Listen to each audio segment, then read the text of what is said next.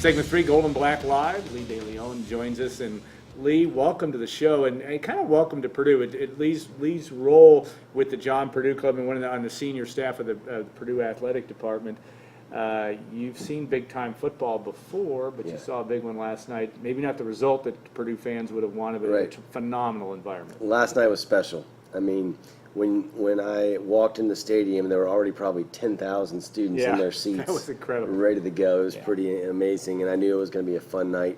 You know, the build-up to game day is always electric, but when it's Thursday night football, you know, ESPN, Kirk Herbstreit in the house, you know, they just added this, and the fact that it was a Big Ten matchup added so much excitement to the night, and so it really exceeded all my expectations. You know, a big part of why I came here to Purdue was to be a part of the passionate fan base and the loyal support that comes at a place like Purdue in the Big Ten Conference. And man, last night felt amazing just to be back in big-time college football. My wife, my kids, we had a blast. We were just looking at each, you know, kind of pinching each other, saying, "Is this real?" You know, it was electric. Now the game was rough, especially the way that we ended it. But I was proud of our guys, the way that they, you know, bounced back. They got punched in the mouth pretty good, go down 14-0, but we came back, showed a lot of heart, and I think our fans will come back. I mean, that's what you always worry about in college athletics. If you have a great crowd and you lose, then maybe the fans won't come back. But I think the atmosphere and the way the team played last night gave people plenty of reasons to come back in the future. You can see Lee's energy, which is very evident on a daily basis. You need to have that, though, in your role, and we're going to get into breaking down the game a little bit, but the fact that you've got 8,000 plus new friends that you need to meet. That's right. You probably haven't gotten to all of them yet. Not yet. But talk about that challenge just from a work standpoint, is the fact that, you know, you're getting introduced to people fast and furious, members of the Purdue Club and members of the Purdue family. What makes you good at that, and what makes that a challenge? Great question, Alan. I love people. Yeah. I'm an extrovert by nature, and so I'm energized when I get to meet people. You know, last night I was a little bit drained at the end of the night because I met so many, but luckily God blessed me with the ability to remember people's names and to recall previous conversations, and so luckily I have a pretty decent memory for that stuff, and I'm trying really hard to absorb and be a sponge and take it all in. And you know, meeting with you has been very helpful. Meeting with Leroy Keys. You know, some of the people that have been around for a really long time that can provide a great insight into Purdue athletic history. That's stuff I really enjoy.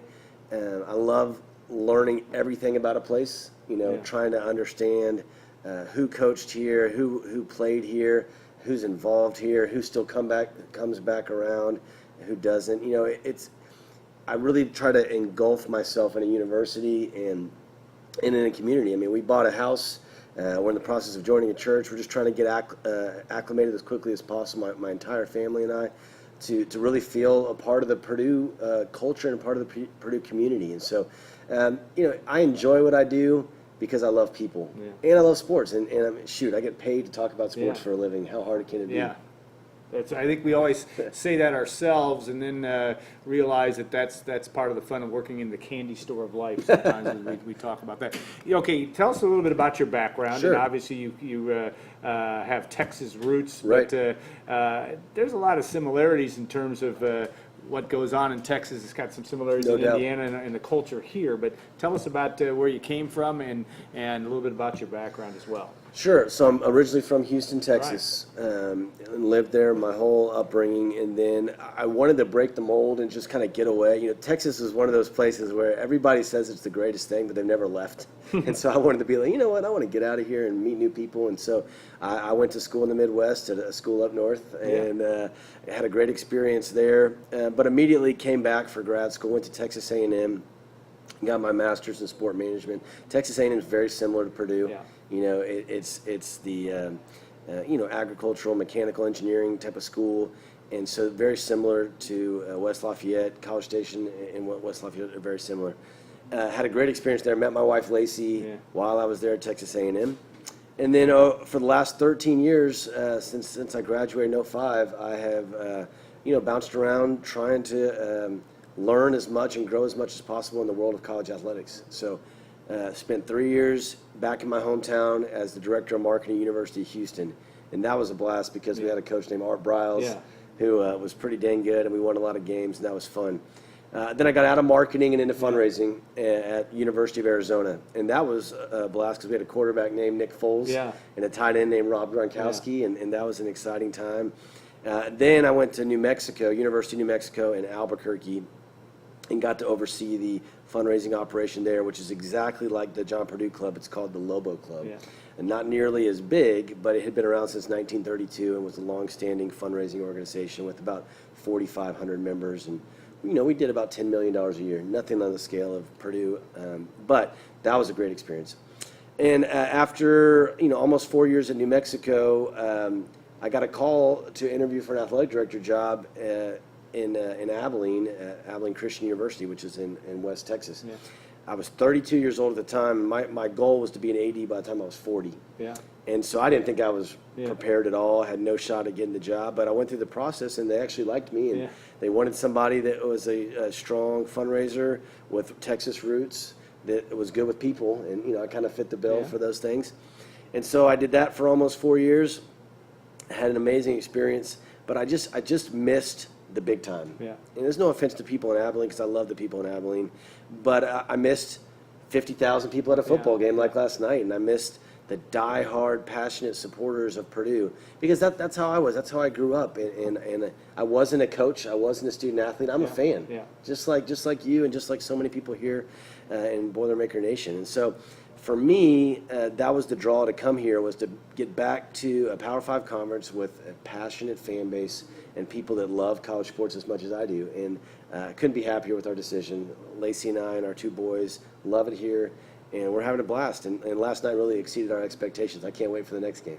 The kids slept how long? And were they in school this morning? They were. I dropped Landon off at school, Burnett Creek, this morning. They did not sleep much. They made it through, I think, 2.5 quarters last night. That's impressive. It was a valiant effort. Because that is being involved with schools around here. It is a challenge. I think the whole county has got some tired kids. All the ones that went to that game last night. The game that went on 3 hours and 47 minutes. So it was not a short one last night as well. No, it wasn't. You look at the competitive athletics. I thought one of the interviews that we've done with you in the past, you talked about your experience in club soccer at Texas A&M, and the fact.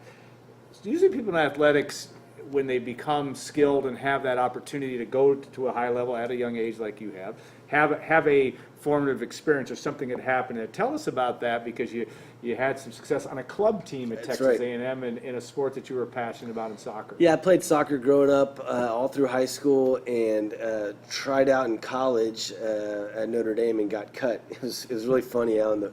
I worked out all summer, was in the best shape of my life, and the first day of school, my freshman year, they had tryouts, and we played for an hour, and I played great, and they called us over, and they said, all right, guys, don't call us, we'll call you. Thanks. And just like that, my college athletic career was over. And so I realized, okay, well, I want to stay involved with college athletics. I'm not good enough to play college soccer. I tried out for the football team as a kicker and got cut from that too. So I was 0 for 2, and I was like, you know what, I'm going to start working in the athletic department, started doing that. And then when I went to A&M for my master's, I tried out for the club team, made the club team, and had a blast. We went on to win the 2004 Club Soccer National Championship, and that was an amazing experience. And it was as close to being a collegiate athlete as I could have been. And it just reinforced how much I love being a part of a team, and I love the camaraderie that comes with athletic competition. And I just realized, here I am, 23 years old. I can't imagine my life doing anything else but being around college sports. And so I've devoted my whole life to it, my whole career to it. And we say in our industry, it's not a job, it's a lifestyle. And it's really, and that's so true, and it's a family deal. And my kids are going to grow up around it, and I hope that they fall in love with it the way that I do, because there's something about college sports that's so pure. Despite all the controversies and all the scandals going on right now, college sports is pure. And what else unifies, a 10-year-old and a 90-year-old other than athletics, where they can rejoice and celebrate a touchdown? I mean, when Rondale Moore scored that 76-yarder, I was high-fiving and hugging people I've never seen before. And that's just the way it is, and that's what's the beauty of college sports. And so I love what I do. I have a passion for it. I wasn't good enough to play it, but I've done the next best thing, which is just be around it and devote my life to it. All right, now you've been watching sports for a long time and have watched it at a number of different universities. You haven't seen many performances like you saw at Rondale Moore last night from a guy. That was amazing. And, going to practice, he just, no offense to our other guys on the team, he just looks a little bit different. Yeah. There's an extra hop in his step, and so we knew he was special, and we've been talking about it. The thing that was most impressive to me, I heard Coach Shepard, our wide receivers coach, talking about him one time. He said, the thing about Rondale is he's not into other stuff. He is football only all the time. He's not that interested in dating. He's not that interested in social media. He's all about football. And so when he dropped that pass in the first drive, I was like, haven't seen him drop a pass all preseason. But, man, when he got that little swing pass out and he juked the guy, and I was like, okay, that's the guy that we were waiting on. And then he returned the kick, 50 yards or so, and then he caught the pass, then he did the 70-plus yard touchdown, and he was electric. I mean, my dad back in Houston was texting me, who is this guy? My friends all over the country were like, well, that number 4 is special. And so we were expecting him to have a good game. I don't think we were expecting him to have 313 all-purpose yards. I mean, that was unbelievable to get to witness history, and I just can only imagine what the future holds for him. Yeah. But I thought, there were a lot of other bright spots on the field last night, and I'm really excited about I know we lost, but I think this season's going to be a lot of fun. Yeah. You look at that, and you've been around team dynamics and how you go from week 1 to week 2, but also how you learn from what didn't go well. If you're Jeff Brom looking at this, there are some things to build on, and there are some things to work on. No doubt. I think we started off sluggish, and we made some early mistakes, and that's not something that Jeff Brom teams do regularly. And he's a very good fundamentals coach. Obviously, so is Pat Fitzgerald. Yeah. But I don't think that we're going to have that many, step on our own toes type of moments like we had last night. And, the fact that we recovered and still had a chance to win the game in the fourth quarter shows a lot about our team's perseverance and their mental toughness and their grittiness, if you will. So I think that we're going to bounce back great against Eastern Michigan. I talked to their AD this morning. He's a very close personal friend of mine, and I think he saw us last night. He's pretty nervous about this weekend. So. Though that program has gotten better. It has gotten better. And done a good job of turning that around. Purdue will. I know that Jeff Brom will keep their attention as he had the team's attention heading into Northwestern. All right, John Purdue Club, and you obviously are in assessment mode. But what do you see, and what do you want to think? All right, if 6 months from now I want to be doing what? The first thing I want to mention, Alan, is that the loyal commitment of our fans and donors through the thick and the thin has blown me away. I was talking this morning with the Noonums, who have had a suite since the first year that the pavilion was built. Bob Bowen last night, same thing.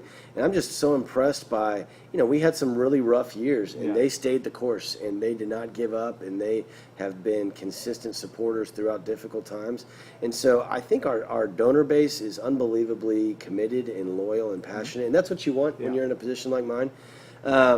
However, it's also my timing's pretty fortunate because there's so much momentum right now, and we're rolling in a lot of different sports. Volleyball's top 20, and men's and women's basketball are going to have great years. Baseball obviously came off a historic season.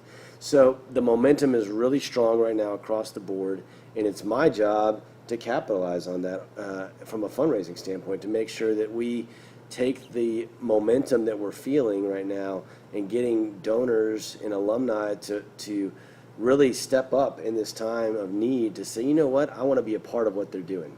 I feel the momentum. I feel the excitement. Count me in. I'm ready to go. And so, right now I'm not asking anybody for anything, but pretty soon I'm going to have to. That's my job. Yeah. And so right now I'm trying to build relational equity and lay the foundation to get to know people and care about them and show them that I care. But at a certain point, I have to do my job, which is to generate resources for the athletic department to help us be more successful. And so I think 6 months from now, to answer your question, I hope to be able to know exactly what our needs are And a good fundraiser, what they do is they match a donor's passion with an athletic department's needs. Yeah. And when that happens, it's a beautiful thing. Yeah. And so I hope to be able to do that sooner rather than later. And I'm really excited because the people that I've met have been phenomenal. And I've really enjoyed getting to build these genuine relationships. And I hope people can sense my excitement to be here and that I am just as committed as they are. I may be new. I didn't go to Purdue. But I already bleed gold and black, and I'm ready to take the Boilermakers to the next level. All right. Well, if you can do this on about 3 hours sleep and be as passionate, but also on message and insightful, I think Purdue's got a good guy in Lee, and we'll look forward to being around you over the next several years. There's a lot of good things going on, and I think you're hitting the nail on the head. All right, we want to thank our sponsors, Triple X, and of course John Basham and Basham Rentals. That's somebody that if Lee hasn't met, I have. you will. Yep, I talked to him yesterday. If you once you meet John, you don't forget John. No doubt. Great guy. No State doubt. Farm agent Trent Johnson and Hilton Garden Inn, all of our sponsors. We're so thankful for them. And we will be back next week, which our guest is Mike Babinski. I think Lee knows who Mike is, and we'll look forward to talking about looking ahead to the Eastern Michigan, but also the role of what Mike has going on in college athletics, which is a lot. And we also, if you missed the show, we will have it up on our site here in the next half hour.